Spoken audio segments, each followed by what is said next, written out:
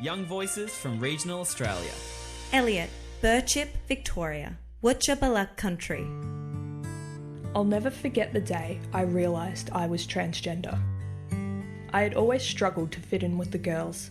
I couldn't relate and conversation was hard. Mum said I was just a tomboy, but that didn't feel right.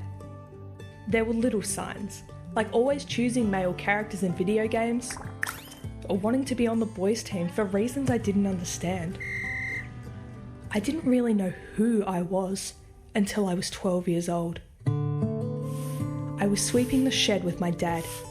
He was the picture of a stereotypical man. Big, strong, tall, muscular, the whole package. I envied him dearly. If only I looked like him, I thought, then maybe I would fit in with the other boys. And my stomach dropped as a single thought crossed my mind. I was supposed to be born a boy. I ran from the shed and vomited on the ground. I couldn't hear my dad calling for me or feel his rough hand on my shoulder holding me steady. I feared for my life. I could tell no one. I'd heard too many horror stories about trans kids in small country towns, so I always hid my true self, and I hated it. I was living a lie, and I started to get really depressed. When I was 15, I decided I couldn't wait any longer. I needed to tell my parents. We were eating salad sandwiches for lunch when I said, "Okay, I've got something to tell you."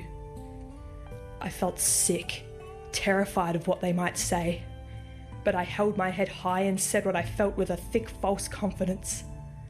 "Mum, Dad, I think I'm transgender." There was silence for a few heartbeats. And then, overwhelming support.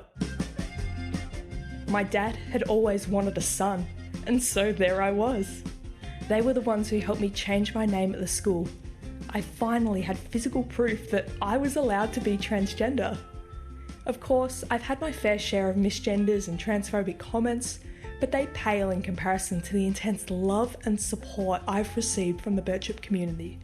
It was the best decision of my life, and I want other young people like me to know that small towns can be supportive places to come out.